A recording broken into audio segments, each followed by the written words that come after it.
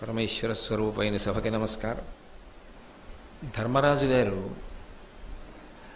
శుతిమెత్తగా మాట్లాడుతూ భయంకరమైనటువంటి దోషం చేసినటువంటి సైంధవుణ్ణి ఉద్దేశించి, ఎట్టి కష్టుడైన ఇట్టి పాపము సేయనెత్తుకునునే ధరణి నీవు తక్క అరుగుమింక ఏమి అందువు నిన్ను ఇంద్రియ విలోలు అల్పు ధృతివిహీను అని మాట్లాడిన తర్వాత సైంధవుడు సిగ్గు చెంది ఆయన శారీరకంగా పొందినటువంటి పరాభవం, మానసికంగా పొందినటువంటి అవమానం రెండింటి చేత చాలా భారాన్ని పొందినటువంటి వాడై బయలుదేరి వెళ్ళిపోయాడు.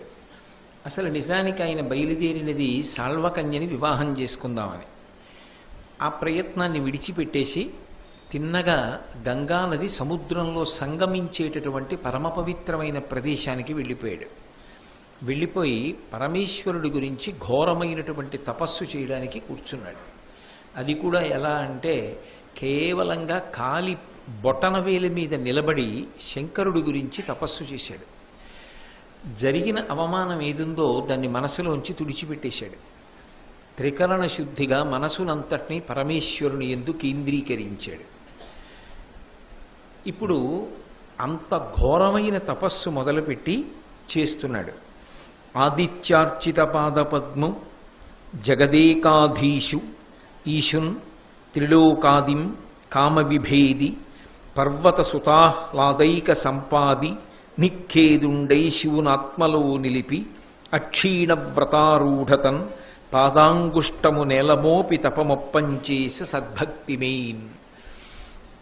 ఎంత గొప్ప తపస్సు చేశాడంటే, సాక్షాత్తు సూర్యుడి చేత ప్రతిరోజు అర్చింపబడేటటువంటి పాదయుగళము కలిగినటువంటి వాణ్ణి, ఈ జగత్తులన్నిటికీ కూడా శాసనకర్త అయినటువంటి వాణ్ణి, మూడు లోకములకు కూడా ఆది అయినటువంటి మూలకందమైనటువంటి వాడు ఎవరున్నాడో అటువంటి వాణ్ణి, మన్మధుణ్ణి కాల్చేసినటువంటి వాణ్ణి, పర్వతరాజ పుత్రి అయినటువంటి పార్వతీదేవి మనస్సులో నిరంతరము ఆనందం కల్పించగలిగినటువంటి స్వరూపమున్నవాడిని, నిఖేదుండై మనసులో ఉన్నటువంటి పరితాపాన్నంతటినీ కూడా విడిచిపెట్టేసి కేవలము పరమశివుని పాదముల యందు మాత్రమే మనసు నిలిపెట్టి అక్షీణ వ్రతారూఢుడై ఆయన అదొక దీక్ష కింద స్వీకరించాడు.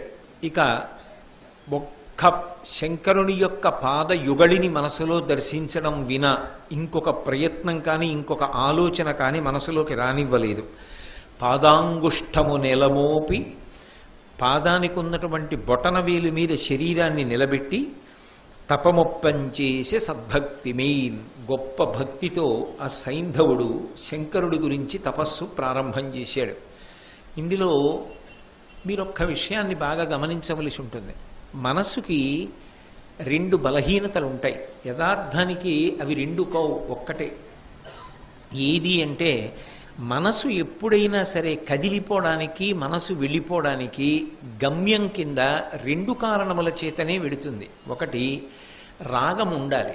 అంటే దాని మీద మీకు అనురక్తి ఉందనుకోండి, ప్రేమ ఉందనుకోండి, నిరంతరం మనసు కదిలి వెళ్ళి ఆ వస్తువుని పట్టుకుంటూ ఉంటుంది. నాకు ఎవరి మీద మనసులో ప్రేమ ఉందనుకోండి, నాకు వాళ్ళు తరచుగా జ్ఞాపకానికి వస్తూ ఉంటారు. నా మనసు వాళ్ళ దగ్గరికి వెళ్ళి నిలబడుతూ ఉంటుంది. అది నా కొడుకు కావచ్చు, కోడలు కావచ్చు, కూతురు కావచ్చు, అల్లుడు కావచ్చు, భార్య కావచ్చు, స్నేహితులు కావచ్చు, బంధువులు కావచ్చు, ఎవరైనా కావచ్చు. నాకు వాళ్ళ మీద ప్రేమ ఉంటే మనసు అక్కడికి వెళ్ళి నిలబడుతుంది. రెండవ కోణం, ద్వేషం ఉందనుకోండి, నాకు ఎవరి మీదన్నా చాలా ద్వేషం ఉందనుకోండి, అప్పుడు కూడా మన ప్రయత్నం లేకుండా మనసు వెళ్ళి పట్టుకుంటుంది. ఇప్పుడు సైంధవుడి మనసు ప్రయత్నం చెయ్యకుండా అత్యంత వ్యగ్రతతో ఎవరిని పట్టుకోవాలి, ఎవరి గురించి ఆలోచించాలి? పాండవుల గురించి ఆలోచించాలి, ద్రౌపదీదేవి గురించి ఆలోచించాలి. ఇంత పెద్ద అవమానం చేశారే, ఎంత క్లేశపడ్డాను, పాండవ దాసుణ్ణని ప్రకటించమన్నారే, మానసికంగా శారీరకంగా నేను ఎంత ఘోరమైన పరిస్థితికి చేరుకున్నాను అని ఆయన ఎప్పుడూ దానినే సంతతము స్మరణ చెయ్యాలి. కానీ ఆయన గొప్పతనం ఎక్కడుంది అంటే, నిఖేదుండై అసలు ఆ విషయం గురించి ఆలోచించడం మానేశాడు. మొదట బయలుదేరింది ఎందుకు అంటే పరమ పవిత్రమైనటువంటి ప్రదేశములకు వెళ్ళినప్పుడు అక్కడ వాతావరణం కూడా పరమ పవిత్రంగా ఉంటుంది. వచ్చేవాళ్ళు కూడా ఆ భక్తి భావనతో క్షేత్ర దర్శనానికి వస్తారు. అటువంటి చోట మనసు తేలిక పడుతుంది, మనసు తొందరగా నిలబడుతుంది. అది ఏ వ్యగ్రతని పొందిందో ఆ వ్యగ్రతని వదిలిపెట్టేస్తుంది. అందుకోసమని తీర్థయాత్రకి వెళుతూ ఉంటారు. ఇప్పుడు ఈయన బయలుదేరి ముందు తీర్థయాత్ర కొరకు అని వెళ్ళాడు అని అర్థమవుతోంది. ఎందుకని అంటే మనసుని తేలికపరుచుకోవడం కోసం వెళ్ళాడు. వెళ్ళిన తరువాత ఏం చేశాడంటే గొప్ప తపస్సు మొదలెట్టాడు.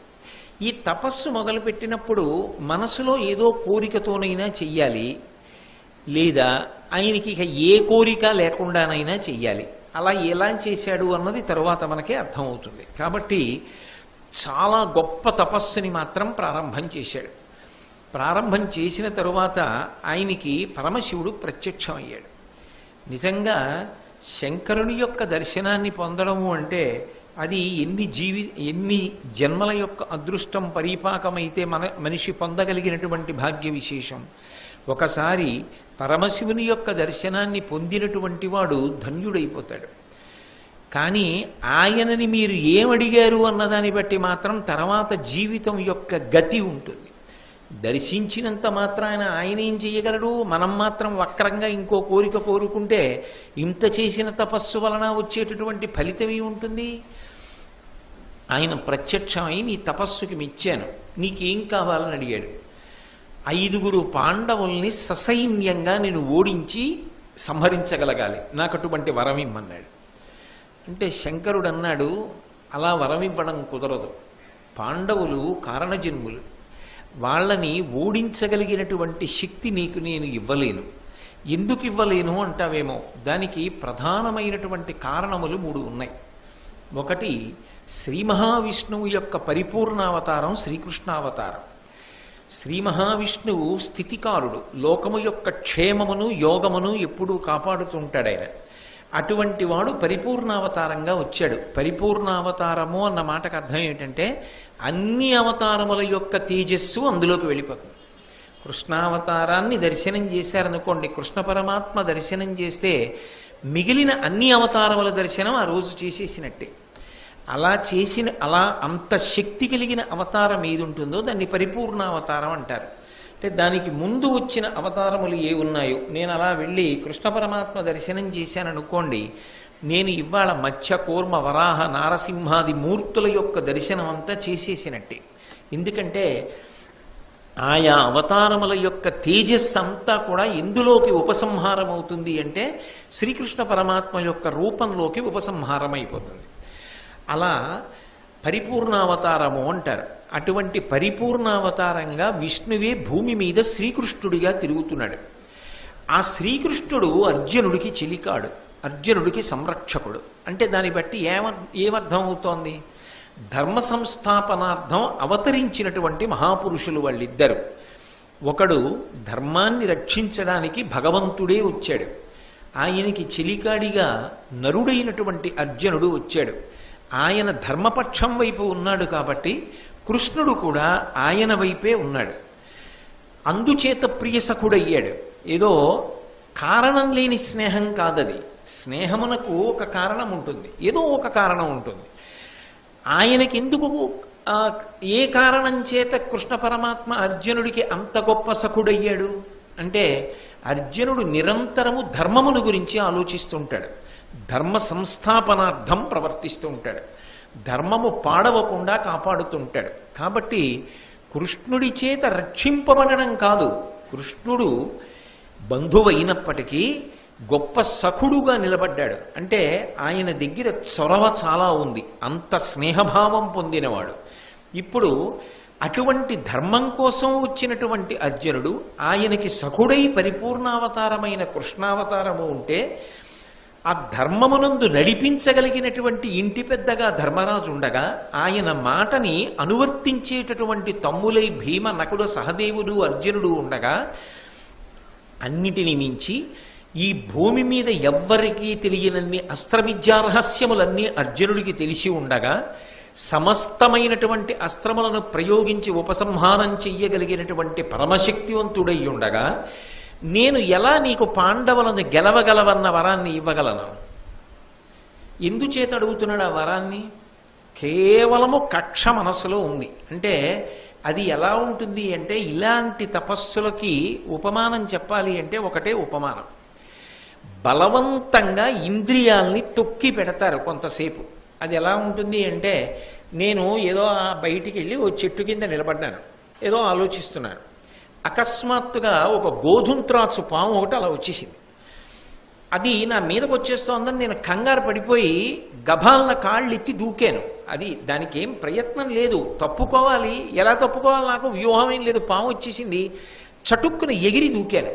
ఆ దూకడంలో ఏమైందంటే దాని పడగ నా పాదం కింద పడింది. ఇప్పుడు అది తల పైకెత్తలేదు, ఎందుకంటే నా కాలు దాని మెడ మీద ఉంది. ఇప్పుడు తల పైకెత్తితే అది కాటు వేస్తుంది, ఒప్పుకుంటుందా? ఒప్పుకోదు. దాని మెడ మీద నా కాలు ఉంది కాబట్టి నేను సురక్షితంగా ఉన్నాను, అది నన్నేం చేయదు. కానీ అది తోక కదుపుతుంది, కదిపి నా కాలుని చుడుతుంది భయపెట్టడానికి. నేను ఎంతసేపని నేను క్షేమంగానే ఉన్నాను, నా కాలు కింద పాము ఉందని ఉండగలను? తప్పుకోవాలని పాము చూస్తుంది, దాన్ని సంహరించాలని నేను చూస్తాను. అలివి దొరకలేదనుకోండి, ఎవరు ఒక్క మనిషి కనపడలేదు, ఎంతసేపు అలా పెట్టి కూర్చోగలను? భయం చేత కాలు కొద్దిగా వదులైందో అది బయటకు వచ్చి కరిచేస్తుంది. అందుకని ఎప్పుడో అప్పుడు నేనేం చేస్తానంటే, ఎలాగో అలా కాలు తీసి పారిపోవడానికి ప్రయత్నిస్తాను. కాలు ఎప్పుడు తీస్తాడనేది ఎదురు చూస్తుంది. అప్పుడు అది నన్ను కాటు వేయడానికి అవకాశాలు ఎక్కువ ఉంటాయి తప్ప నేను తప్పుకునే అవకాశాలు చాలా తక్కువ ఉంటాయి కాదు. ఇంద్రియములను బలవంతంగా నొక్కి పెట్టడం తపస్సులో అంతే. బలవంతంగా ఇంద్రియాలని తొక్కిపెట్టి సాధన ద్వారా ఇంద్రియములను గెలిచే ప్రయత్నం చెయ్యలేదనుకోండి, కేవలం తొక్కి పెట్టాడు కొంతకాలం, ఏదో ఈ నియమపాలనం చెయ్యాలి అని చెప్పి బలవంతంగా తొక్కాడు. ఇప్పుడు ఎప్పుడో అప్పుడు నియమాన్ని వదిలిపెడతాడు కదా. వదిలిపెట్టగానే ఏం చేస్తాయంటే ఇంద్రియములు విజృంభించి కాట్లు వేస్తాయి. ఈ తపస్సు రజోగుణ సంబంధమైన తపస్సు, అది సాత్విక తపస్సు కాదు. ఇంద్రియములను గెలిచేటటువంటి తపస్సు ఒకటి ఉంటుంది. ఆ తపస్సు ఎలా ఉంటుంది అంటే, తన మనసు కదపగలిగినది, తన మనసుని ప్రేరేపించగలిగినది ఏదైనా కనపడినా కూడా ఇక మనసు చెలించదు. ఎందుకు చెలించదు అంటే దాని తత్వాన్ని పరిశీలనం చేస్తాడు. నారీస్తనభరణాభీదేశం దృష్ట్వామాగా మోహావేశం ఏతత్మాం సబసాది వికారం మనసి విచింత్య వారం వారం. మీరందరూ పెద్దలు ప్రాజ్ఞులు, దానికి భాష్యం ఎందుకు? కాబట్టి మనసుని కదుపుతోందనుకోండి ఏదైనా, ఏ ఉంది? చర్మము, రక్తము, మాంసము, కొవ్వు, అస్థి, శుక్కల, మేధ. అది ధర్మబద్ధము కానప్పుడు పతనహేతువు కదా. కాబట్టి ఆయన మనసు కదలదు. ఇప్పుడు జితేంద్రియుడు అంటారు. అంటే ఇంద్రియములు కదలకుండా ఇంద్రియములను గెలుస్తాడు. అప్పుడు ఏమవుతుందంటే ఆయన ఎక్కడున్నాడన్న దానితో సంబంధం ఉండదు. ఏది చూసినా భగవత్తత్వాన్ని చూస్తాడు, అందులో అమ్మని చూస్తాడు. కాబట్టి నేను మీకు ఇంకొంచెం స్పష్టంగా చెప్పాలి అంటే, కేవలం భోగకారకంగా చూస్తే పాలున్న గిన్నె కింద నిప్పు, మనసు పొంగుతుంది. మాతృత్వాన్ని చూడగలిగితే పొంగుతున్న పాల మీద నీళ్లు. ఇంకింతకన్నా నేను కిందకొచ్చి మాట్లాడలేను. కాబట్టి అది ఇంద్రియములను గెలవడం. ఆ ఇంద్రియములను గెలిచిన తపస్సు రామచంద్రమూర్తిది. ఆ ఇంద్రియములను గెలిచిన తపస్సు ధర్మరాజు గారిది.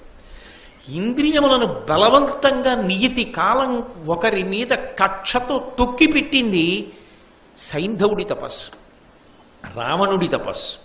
అందుకే అవి కట్టకడన ప్రమాదాన్ని తీసుకొస్తాయి. ఎందుచేత అంటే అవి ఆకలితో ఉంటాయి. ఇంద్రియాలు చిన్న అవకాశం దొరికింది అవి విజృంభిస్తాయి. ఇప్పుడు సైంధవుడి యొక్క స్థితి కేవలముగా అది. తపోపరంగా ఆలోచిస్తే రజోగుణంతో కూడుకుని ఉన్నాడు కాబట్టి చిట్ట చివరన ఉద్ధరణ పొందుతాడని నమ్మకం లేదు. 2, ఒక మనిషి జీవితంలో ఏ తప్పు చేయకుండా ఉండడం అనేటటువంటిది అసంభవమైన విషయం. ఎంత గొప్పవాడని మీరు చెప్పండి, తప్పు చేసిన వాడే. ఏ తప్పు చెయ్యకుండా ఉండడం సాధ్యం కాదు. మహాత్ములు నిజానికి స్వీయ జీవిత చరిత్రలో రాసుకుంటారు. వాళ్ళ జీవిత చరిత్ర వాళ్లే రాసుకుంటారు. వాళ్ళ జీవిత చరిత్ర వాళ్ళు రాసుకున్నప్పుడు వాళ్ళ జీవితంలో చీకటి కోణాలని దాచిపెట్టారు. అది ఎవరో రాసిన పుస్తకం అనుకోండి, ఒకరి జీవితాన్ని ఇంకొకరు రాస్తే అంత తొందరగా చీకటి కోణాలని స్పృశించారు. కానీ మహాత్ములైన వారు ఆఖరణ దేశానికి ఇచ్చే గొప్ప బహుమానం ఏమిటంటే తమ జీవిత చరిత్ర వ్రాస్తారు. వ్రాసినప్పుడు అందులో ఉద్దాన పతనములు రెండిటిని స్పృశిస్తారు. పండు పండిపోయింది, ఇంకా ఆ స్థితిలో వాళ్ళు చేసిన తప్పులన్నీ కూడా వ్రాసేస్తారు. మహాత్మా గాంధీ గారి జీవిత చరిత్ర మీరు చదివితే ఆయన చేసిన చిన్న చిన్న దొంగతనాలు కూడా ఆయన వ్రాసుకున్నారు. ఆఖరణ తండ్రి గారు చనిపోయే ముందు కందుల వెంట నీరు కారుతుండగా గాంధీ చేయి పట్టుకున్నప్పుడు ఆయనలో వచ్చిన మార్పు గురించి రాసుకున్నారు. దక్షిణాఫ్రికా వెళ్ళిన తర్వాత కూడా ఆయనలో అప్పుడప్పుడు బలహీనతలు బయటికి వస్తే ఎలా తట్టుకున్నారో వ్రాశారు. అలాగే టంకుటూరి ప్రకాశం పంతులు గారు నా జీవిత యాత్ర అని ఒక పుస్తకం రాశారు. ఆ పుస్తకంలో ఎక్కడ ఆయన సమర్థించుకోలేదు. వాళ్ళు ఎటువంటి తప్పు పనులు చేసేవారో, పిల్లలు చిన్నతనంలో ఎన్ని కష్టాలు పడ్డారో, ఎంత దుర్భర పేదరికాన్ని అనుభవించారో, చిట్ట చివరికి ఏ స్థాయికి వెళ్ళారో, బ్యారిస్టర్ అయి కోట్లు సంపాదించి స్వాతంత్రోద్యమంలో పాల్గొని ముఖ్యమంత్రి అయిన తర్వాత పదవి వదిలిపెట్టేసిన తర్వాత ఒక స్థితిలో మళ్ళీ కడుదరిద్రుడైపోయారు. దేశం కోసం అర్పణం చేసేశారంతా. ఆయన కేవలం దేశం కోసం పోరాడింది వ్రాసుకోలేదు, తన జీవితంలో తాను చేసిన దోషములను కూడా ప్రస్తావన చేశారు. మహాత్ముల జీవితాల్లో దోషముల ప్రసక్తి ఉంటుంది, వాళ్ళు చేసిన మంచి పనులు ఉంటాయి. ఎందుకు ఉంటాయంటే తప్పు చెయ్యని వాడెవరుంటాడు లోకంలో? ఎటువంటి వాడైనా సరే ఏదో ఒక తప్పు చేస్తాడు, ఎప్పుడో ఒకప్పుడు చేస్తాడు. అది చిన్నది కావచ్చు, పెద్దది కావచ్చు. కానీ వాడు మాన్యుడు, గౌరవింపదగిన వాడు ఎప్పుడవుతాడంటే తన తప్పును తాను నిశ్చయాత్మక బుద్ధితో అంగీకరించగలగాలి.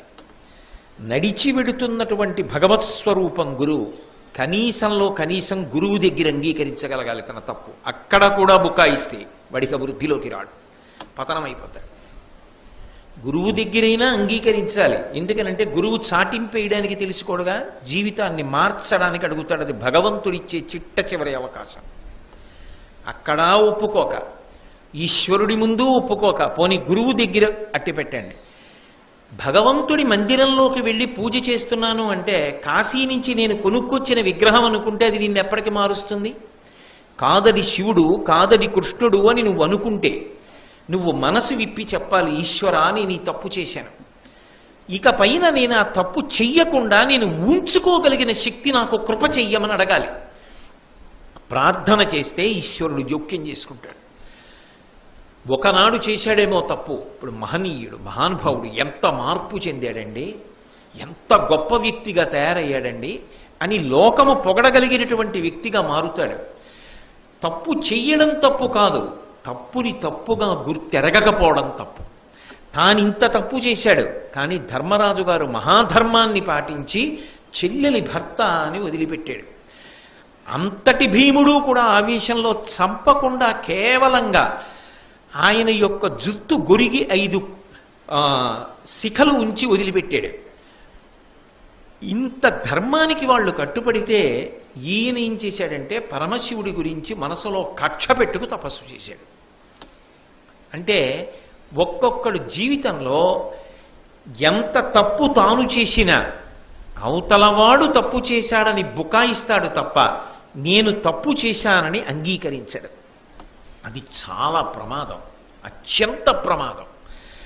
నిజానికి జీవితంలో అభ్యున్నతి హేతు ఏమిటో తెలుసా? తాను దోషం చేస్తే క్షమించండి అని ఒక్క మాట నిండు మనసుతో అనగలగాలి. అయ్యా నన్ను క్షమించండి, నిజమే నేను పొరపాటు చేశాను అన్నారనుకోండి, దానికి పట్టు కూర్చుంటే అవతల వాడంత మూర్ఖుడు లోకంలో ఉండడు. క్షమించండి అని ఒక మాట అంటే వదిలిపెట్టేయాలంతే. ఆ మాట అనడం మానేసి తాను చేసింది తప్పు కాదు ఒప్పని బుకాయించడానికి అవతల వాళ్ళు కూడా తప్పులు చేశారని ప్రయత్నం చేశాడు అనుకోండి, ఇక వాడిని మార్చడం ఎవరికి సాధ్యం కాదు. ఎందుకని అంటే ఆయన ప్రయత్నం అంతా ఏమిటంటే తను చేసిన తప్పే అని తన మనసులో తెలిసినా అది తప్పు కాదు ఒప్పని బుకాయించడానికి ప్రయత్నిస్తాడు. ఇప్పుడు సైంధవుడి స్థితి అది. ఆయన చేసినది తప్పు కాదు అని ఆయన అనుకోవడానికి అవకాశం లేదు. ఆయనకి తెలుసు నేను చేసింది పరమ తప్పని తెలుసు. కానీ తప్పు చేస్తే మాత్రం అలా ప్రవర్తిస్తారా? కాబట్టి నేను వాళ్ళ మీద కక్ష తీర్చుకోవాలి. కక్ష తీర్చుకోవాలంటే సహజంగా నాకు ఆ శక్తి లేదు. నేను పాండవుల్ని ఏం చేయలేను. ఇప్పుడు పాండవులను చెయ్యాలంటే నాకు పరమశివ అనుగ్రహంగా రావాలి ఆ శక్తి. దైవం నుంచి వచ్చినటువంటి దాన్ని అధిగమించడం పాండవులకు మాత్రం ఎందుకు సాధ్యం అవుతుంది? అందుకని 5 పాండవుల్ని ససైన్యంగా గెలిచేటటువంటి శక్తిని నిమ్మని అడిగాడు. అడిగితే భగవంతుడు కూడా ఎంత ధర్మపక్షపాతో చూడండి. ఆయన అన్నాడు, ఈ 3 కారణములు నేను ఇందాక చెప్పినవి చెప్పి ఇవ్వలేను, కానీ నాకు కూడా ఒక ధర్మం ఉంటుంది. నువ్వింత గొప్ప తపస్సు చేశావు, ఇంత గొప్ప తపస్సు చేసిన తరువాత నీ కోరిక అసలు తీర్చను అని చెప్పడం సాధ్యం కాదు. కాబట్టి నువ్వు అడిగినటువంటిది ఏది ఉన్నదో దాన్ని కించిత్ మార్పు చేసి నీకు ఆనుకూల్యత కల్పిస్తాను. విజయుడొకండు తక్క అతివీరుల పార్థులనున్న నల్వురన్ నిజమొకనాటి కయ్యమున నీవు జయింపుము. పల్గుణుండు సర్వ జగదజయ్య విక్రముడు వాని నిదుర్కొని నాకు అయినా పోర జితుని చేయుటెంతయో భరంబగు నిక్కము వల్కితించుమి. నేను నీకేమైనా అబద్ధం చెప్తున్నాను అనుకుంటానేమో సైంధవ. అర్జునుణ్ణి గెలవడం నిజానికి నాకు కూడా చాలా కష్టం. ఎందుకని? ఆయన తేజోంశ సంభవమైన పాశుపతాస్త్రాన్ని ఆయన అర్జునుడి చేతిలో పెట్టాడు. అంత అస్త్రవిద్యా సంపన్నుడు, ధర్మం కోసం నిలబడినవాడు. అతని జోలికి నేను ఎలా పెడతానన్న బాధ మనసులో ఉండగా శివుడు మాత్రం ఏం చేయగలడు? నిజానికి అర్జునుడి శక్తి గొప్పదని కాదు, అక్కడ అవతలవాడి మీద అంత సానుకూల్యత ఉన్నప్పుడు మీరు అవతలవాడిని ఎలా చెనకగలరు. కాబట్టి నేను కూడా గెలవలేను, నేను కూడా ఏం చేయను.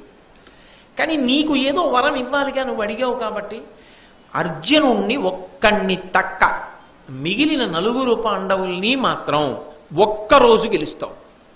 అన్ని వేళలా గెలవడం నీకు సాధ్యం కాదు. ఒక రోజు గెలుస్తావు, ఆ వరం నీకు ఇస్తావు. If you like this video, hit the like button. For more videos, subscribe to our channel. If you have learned anything from this video, comment down below. Subscribe.